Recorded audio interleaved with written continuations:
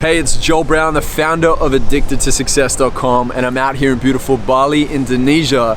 And behind me here, we have the Istana, which is a meditation and biohacking retreat center built by David Hans Barker. Now, we're going to learn how David has been able to build multi-million-dollar businesses and how he himself has been able to really break through some challenges in life that you would never imagine this guy has been able to break through. I also just jumped in the hyperbaric chamber and got some incredible amounts of oxygen. I believe it goes from typically as humans, we breathe in 20% oxygen. It jumped to 200 to 240% oxygen in my body. It's pretty amazing stuff. And then David and I jumped in the cryotherapy rooms, and my eyebrows were icing over, and it was so cold. It was the first time I ever did it. But I love this stuff. I love biohacking because it's about really pushing ourselves to the edge of life, to live this edgeless life. We're on the edge of this incredible cliff overlooking this beautiful ocean here in Uluwatu, Indonesia. If you've never been to Indonesia, you got to come out here and check out the Istana. David is an absolute rock star. You're going to see as we dive into this interview right here, right now. David, welcome to the Addicted to Success podcast. Here we are in beautiful Bali. Wow, man, you have a beautiful place here. You know, obviously you've built a successful retreat space, a retreat center. We did some awesome biohacking things before, just at the start of the intro here. We have some B-roll of us in there. Just a note, Joel nearly lost his feet about 30 minutes ago. He wanted to go into the cryotherapy chamber with no shoes. Yeah. I felt like it was pretty cold. You're like, it's going to get cold. I was like, this is extremely cold. Yeah, no, it was good, man. And I felt really, I don't know if I could say maybe high, but like a natural high after I felt really buzzed, and I could feel my body was celebrating the experience, which is really cool. That's exactly what it does, because it pumps your body full of endorphins, which is that natural high. You know, it's that feeling of you've just achieved something. So it's tricking your body into thinking that you've just survived and cheated death.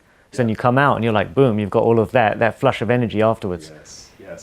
So David, we've had a couple conversations before this, and you know, you've shared parts of your story, and I've been amazed at how you've been able to overcome so many amazing challenges, you know. And not only that, you've also built this epic place here in Bali, and I can see that you've designed this incredible life. And I'm sure maybe 5 years ago, 10 years ago, 20 years ago, you had a vision of this, and now we're living in the vision. I mean, that's an incredible creation.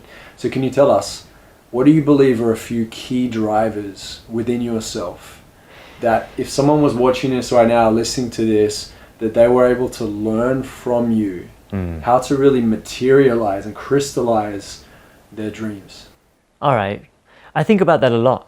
And I think one thing that I'd love to go back and give my 10-year-old self is just this certainty that you can achieve success. Because I feel like one thing that throws people off, and threw me off in my younger years as well, is just this doubt and this uncertainty of whether big things are actually possible. Yeah. And so one thing I'd love to give a 10-year-old version of myself, 13-year-old version of myself, is just this idea that you can do anything. You really can. That's something that a lot of people say, but it's just this matter of picking a thing and loving it so much that you're willing to do it more than anyone else can do it. I think it was David Copperfield that said that if you locked him up in a room alone, he'd still be sitting there doing magic, entertaining himself. Right. And it's if I got locked up in a room alone, which actually I do quite frequently, I've got a room to lock myself up in alone over there, I'll just sit there and meditate. Yeah. And I don't know about you, everyone has these irrational fears. My irrational fear is that I'd be locked up in prison, put in solitary confinement, and be tortured. Right. Wow. So yeah. I don't know where that comes from. But then when I started meditating, and you do spend time in rooms alone, in silence, I completely got rid of that fear. One, because the silence now is a beautiful thing to me. It's where I can tap into myself. And also the pain is the way that you dig into yourself to be able to access your power. Yes. So then it allows you to go through all the pain that your body can feel. And that got rid of that fear of torture and solitary confinement for me. Yeah, wow. I like this, man. I like, just going through the cryotherapy with you, I noticed our skin was going red, right? That's the blood rushing to the surface. And, you hear these things where people have overcome these incredible challenges in their life where they've gone into extreme temperatures, or they've, you know, faced this insurmountable obstacle and they've been able to overcome it. And I love these stories because it shows us like really how much we can do in our potential. That there's just so much there. We're literally scratching the tip of the iceberg. So what is it that really inspired you to create this space that you have now? Because you've got a lot of people that are sitting in your vision right now that are at this retreat space. You've been able to teach, I'd imagine, tens of thousands or even more, hundreds of thousands of people over the years how to meditate in a way where it's effective. You know, not just like an idea of meditation, but how to do it in a way that blows up their businesses and really helps them to center themselves in life. So, like, what is it that we can apply in our life today that you've been able to apply that's worked really well for you? Well, you said something a few minutes ago before we were on camera, which is this, just that at some point you get to know what your way is.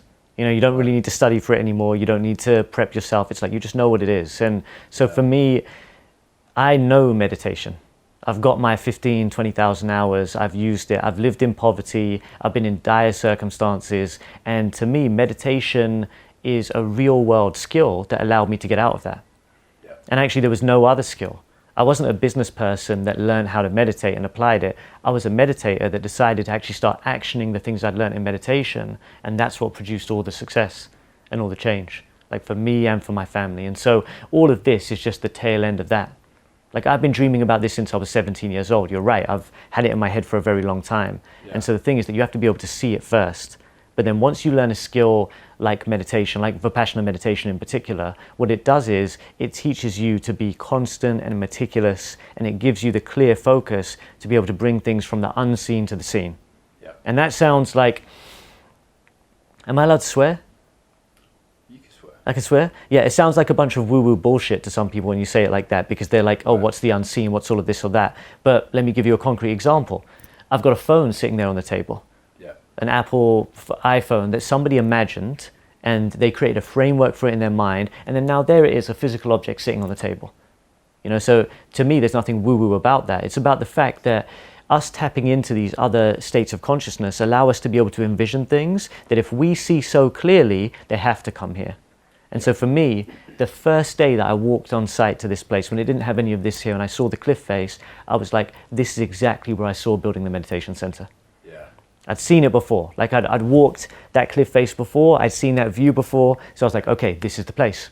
Yes. And so it looked uncertain that this would be the place at the time. And actually, 10 minutes before I got the opportunity to use this land, I was about to sign on another piece of land in Chiang Mai. Oh, wow. Like literally 10 minutes in Thailand. I had the contracts, I knew the person who I was buying the land from, I was 10 minutes away from signing on this.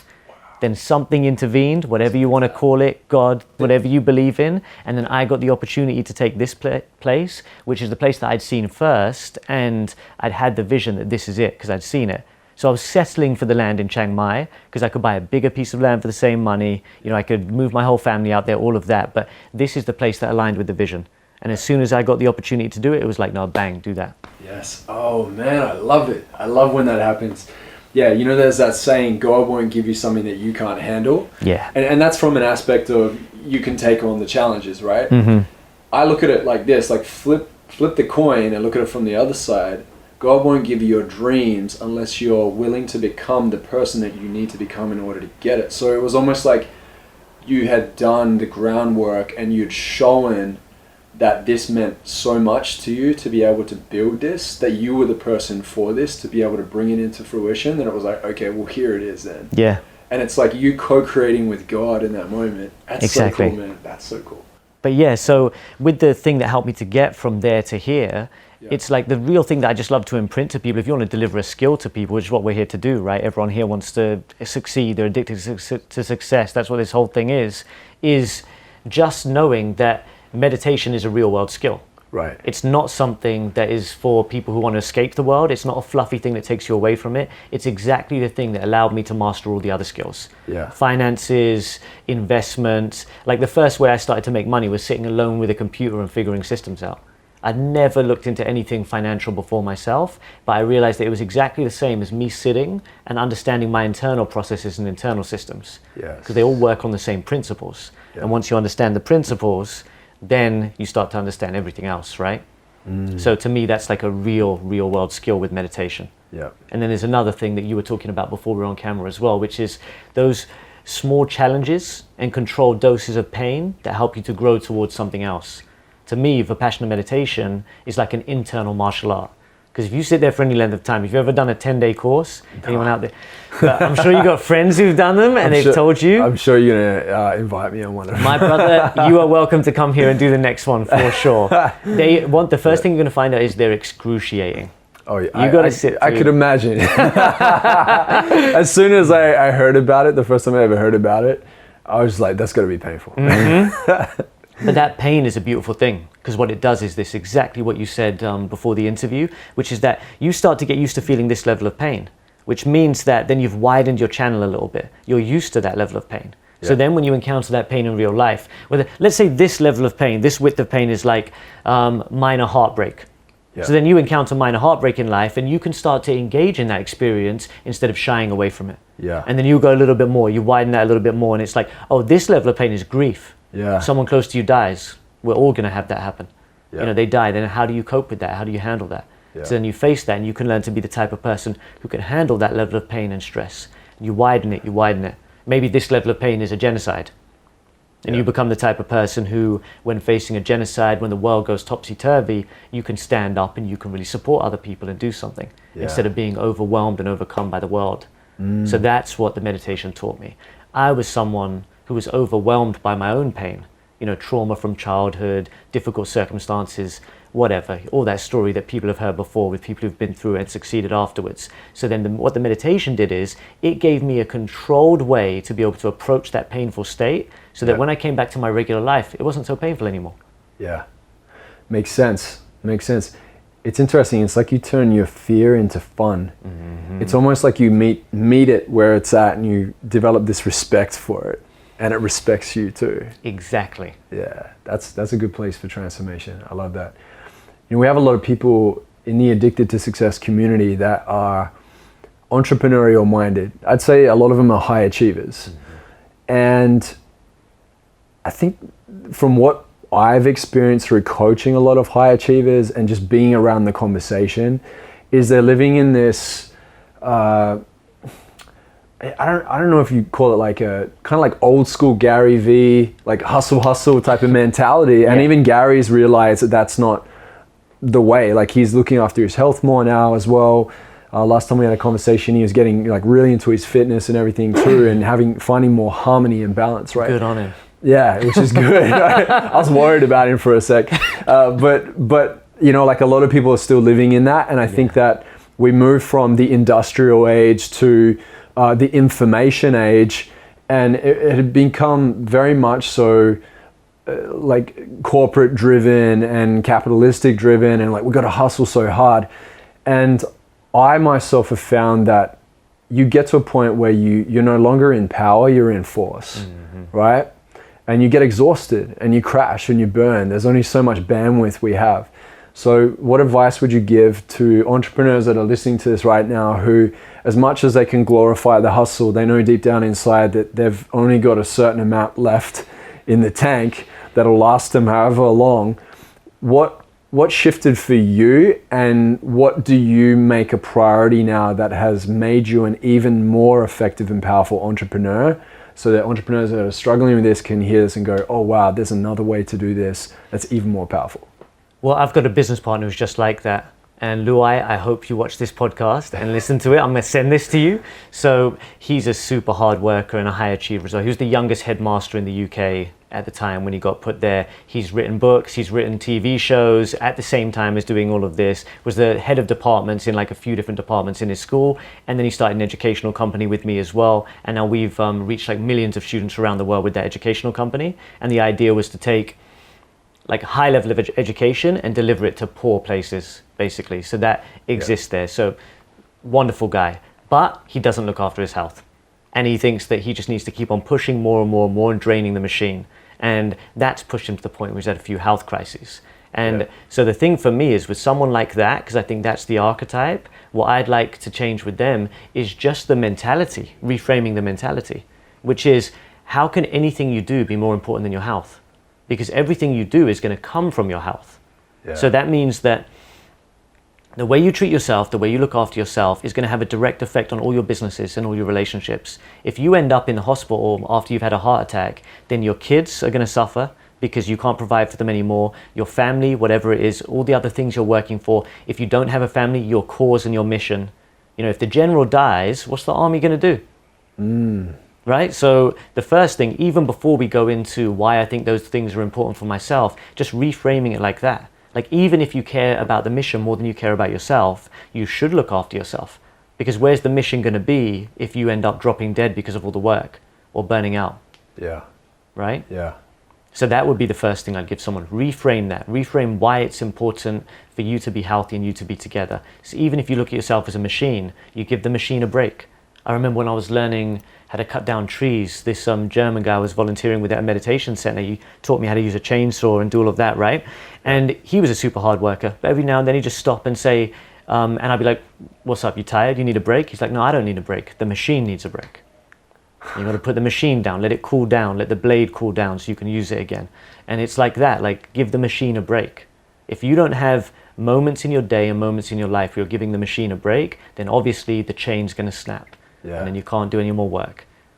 Right? Yeah. And I think, with that too, is that we can often, on an unconscious level, without knowing it, we start to create a game that we're in this continuous loop with, and we're playing the game. And actually there's a massive influence from society and social culture and everything else, the media and everything in tech that's going on, that is like, here's the game, guys, here's the game, who's going to play? Because you got to play to win. And it gets hammered into our head. But like, do we really win, or the people at the top are winning, right? Right. And so you got to ask yourself, whose game am I playing? Whose game am I playing? I think that's a great question. And we've never spoken about that before, but I think about things like that as well. And I think that the best thing you can do as an entrepreneur is be sure of the game you're playing and play a big enough game. Yeah. Because there are these really small games that we're talking about, right? And let's be very clear, like, making money is a small game.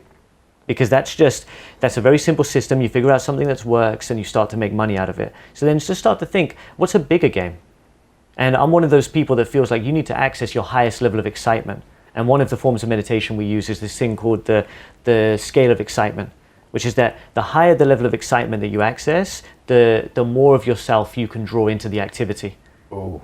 So basically, if I'm just making money, and okay, that is a good thing. I can look after my family. I can buy things that I like, but I live a super simple life, right? So that doesn't really motivate me. I can pretty much live the way that I want to live on a regular wage. So then I can do it, but it doesn't bring all my energy into it. But then I think, what about all those kids around the world who don't have an education? What about those kids like me when I was like a little kid and I start to get a bit teary-eyed over my childhood? Then it's like, I could help all of them by creating an educational system that gives them opportunities. That's like a bigger level of excitement. That's going to draw that into me. Yeah. And then I think, what about everyone? What about everyone being made to believe that they don't have power and only a few people at the top have power? And they create this pyramid in their minds and getting completely conditioned into believing that we're simply limited beings that are like pawns in someone else's game. And I think, what if we could give everyone a skill that would make them realize that they're infinitely powerful and that they can do whatever they want? Then that makes me more excited. Yeah. So it's like, if you think of bigger games and bigger dreams to play, then it means that you're pooling more of your resources and bringing them into your day-to-day activity. Yeah. So what I'd like to get people to do is to think of a dream and a level of activity that makes them almost scared it's so big. Then it's like, right, that's a mission worth fighting for, right? Yeah. And you want to keep stretching out of that comfort zone, right? Because your comfort zone is your current identity. Your identity is your comfort zone. Yeah. So the key is, like, if I want something that requires for me to be an even bigger ultimate version of who I am now, there's no way you get it without actually stepping out, like you were saying, that thing that scares you. And it's funny, I learned that in a funny place. Do you remember Lauryn Hill's Unplugged album? You ever listened to that? Yes, yeah. Yeah, like that was, I think I was 16 or 17. I remember buying the album and going back to my place, and I was meant to be doing homework, and I put it on, and it was the first album in ages I'd listened to where I just stopped doing anything and just listened to the album. Yeah. So Lauren, thank you very much if you ever happen to hear this. But one thing she talked about there was the fact that you don't even really know who you are. You know, you're always either decaying or you're growing. Yes. And so you've got a choice between those two things. There's no such thing as stasis in nature. Things are either decaying or they're growing. Yep. So if you're not growing, you're dying. You know, you're slowly decaying and falling apart. So I think that choosing growth is such an important thing, and choosing to stretch yourself in that way, because you realize that it's just a part of the natural cycle anyway. Because if you're choosing to stay the same, you're not choosing to stay the same. You're choosing to die, and you're choosing to decay.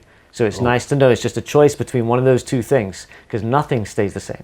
Yeah, there's so much we can learn just by observing nature, right? Like trees are just like this, reaching up to the sky and growing, and we're just making our lives so difficult when it doesn't need to be, right? Yeah. Yeah. I also believe that we don't get in life what we think we deserve, we get what we negotiate. Mm-hmm. What do you negotiate within yourself often? Maybe it's a couple things or a few things that has allowed you to achieve a higher level of success or a higher level of creation in your life? You know, I don't do it on a daily, because I'm one of those people that, like, when you asked that question before, what I thought about answering about giving people when they're younger is certainty. And I like these traditional values. You know, like, we're from the same generation. You know, you're approaching mid-30s now. I'm just moving out of the mid-30s, you know, or deeper into it. And I think one thing our generation missed was those traditional values. And so I like to be able to make a choice and know I'm going to stick to it. Right. So I negotiated something a while back, and now I'm still leveraging that one negotiation I made with the universe, myself, God, whatever you want to call it. Yeah. And that negotiation was that I got to the point where I felt like I could get a lot of things I wanted from life. Good things were coming towards me after a long period of bad things, right? And then so the thing was this: I don't really care about any of these good things. I'm going to go and be a monk. So if you want me to not be a monk, you better give me a way to do whatever I want to do in the world without any compromise. Yes. So that was the negotiation.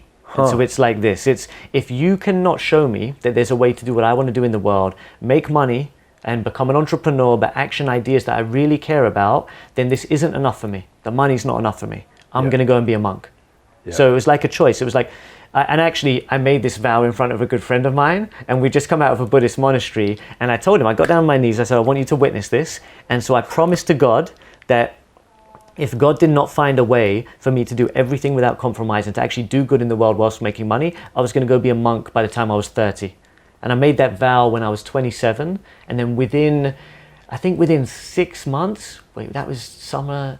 No, within 7 or 8 months, I was a millionaire.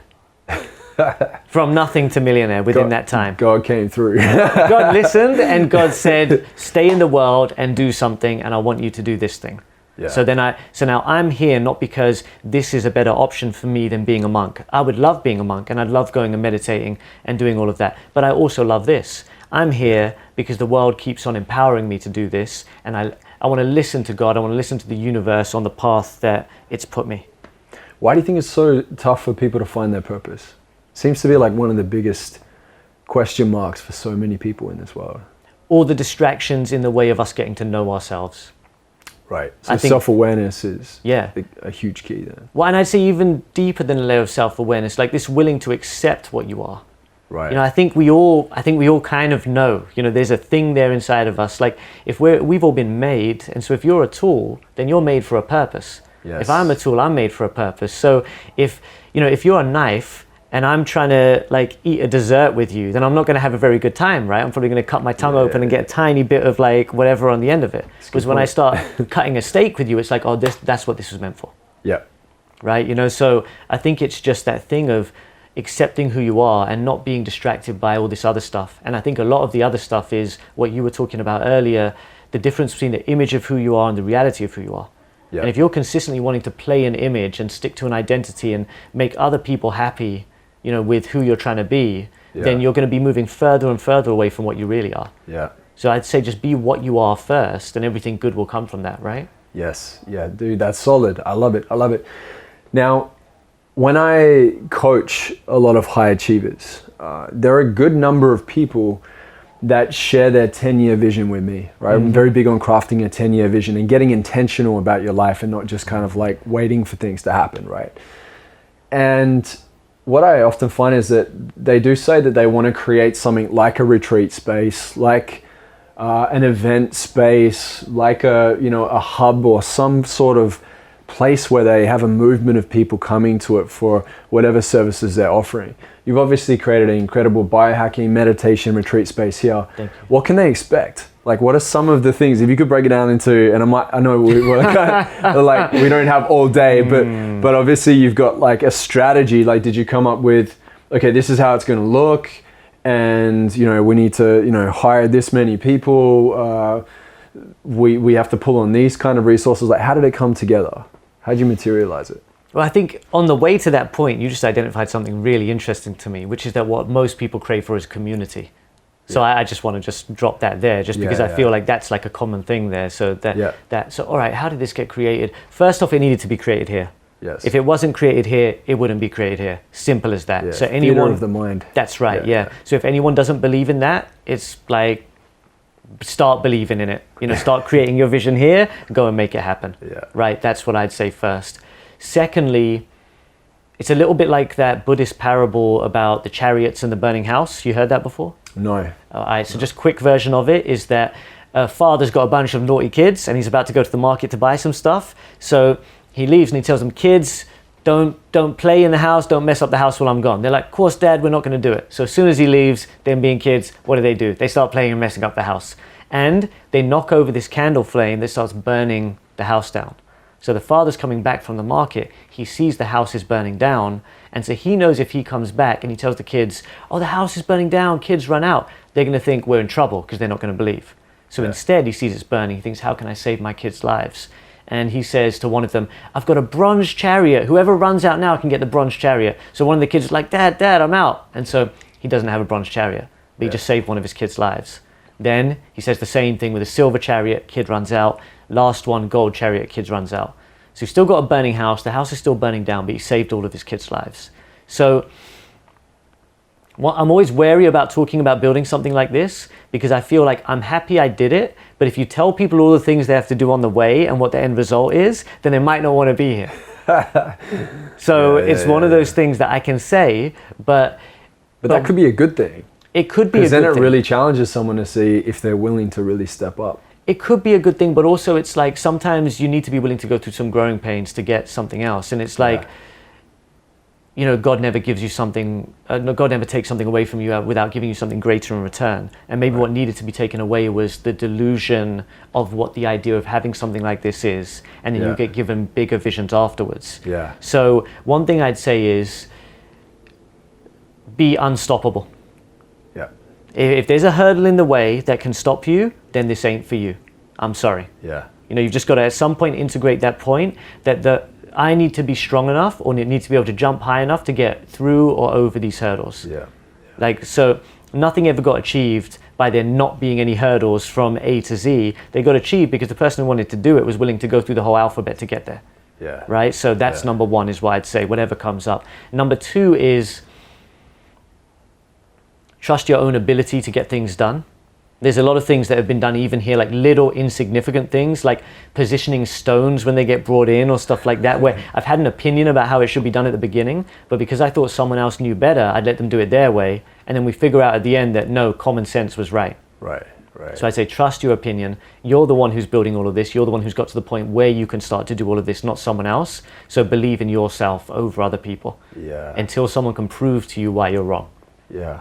Trust, right? Trust, yeah, it's a big thing. Then it's just all the practical stuff. Like one, knowing whether you want to take investment or you want to fund it yourself. Okay, cool. So there's very practical brass tacks details. Me personally, I don't like to take investment because it means that I'm giving up a certain amount of power and control over the vision. So when I did this, I've only got one other person that's involved with this, and we had a very clear deal that if they were going to be involved, I was going to have complete creative control.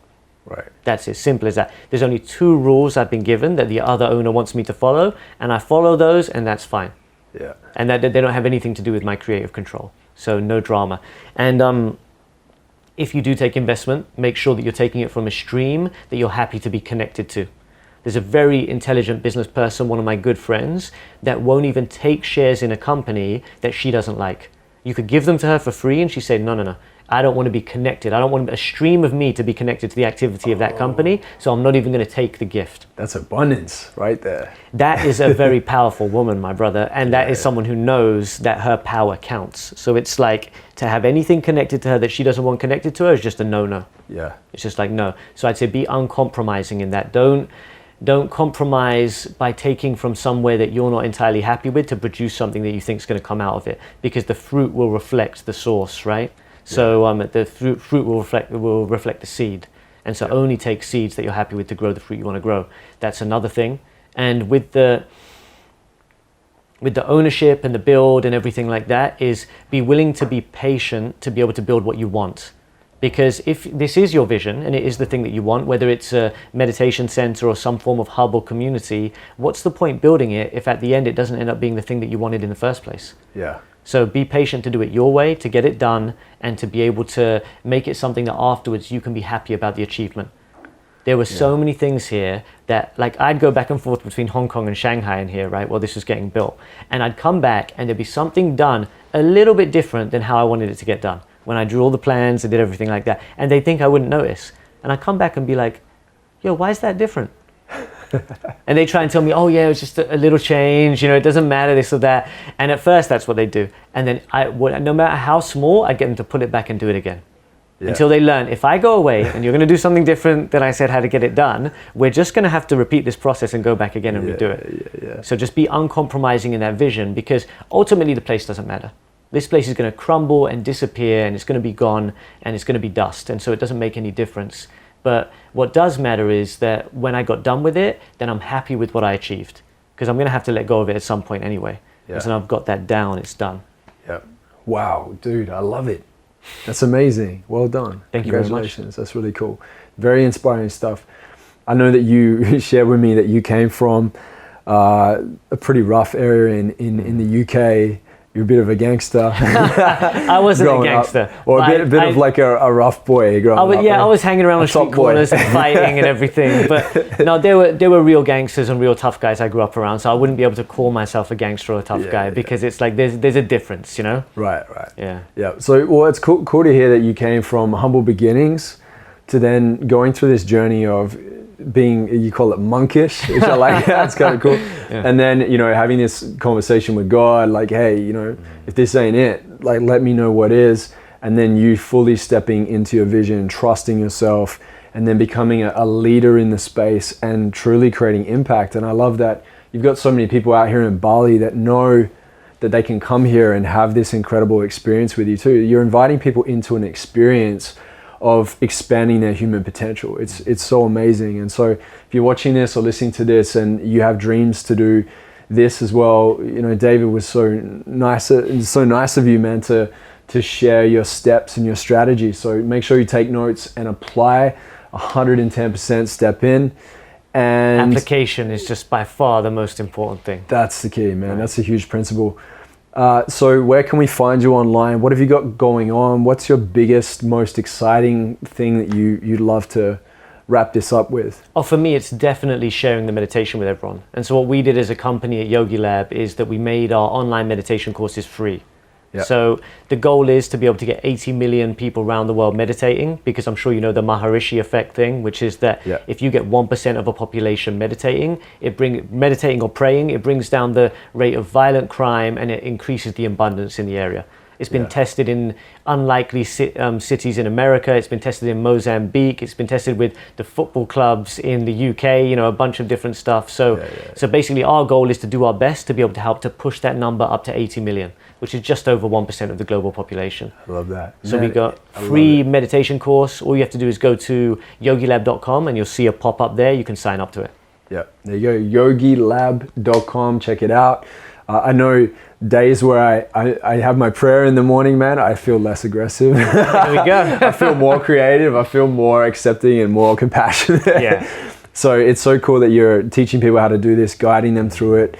And I know so many people that have come out here and had an amazing experience. So if you're ever in Bali, Indonesia, make sure you come to the Istana. It's in Uluwatu.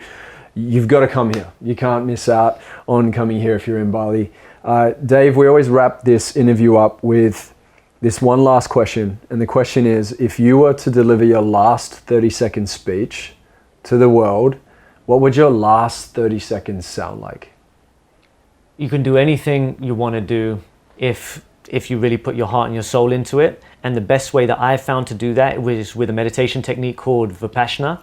And the only thing you need to do that is focus on your breath. Feel your breath coming in and out of your nostrils until you become sharp enough to feel your sensations. Then feel those sensations and move your awareness through your body consistently until you can learn to not react to those sensations. And then go deeper and deeper into layers of that. That sounds simple, but that is the master skill that will take you directly to power, and you can do anything you want with that.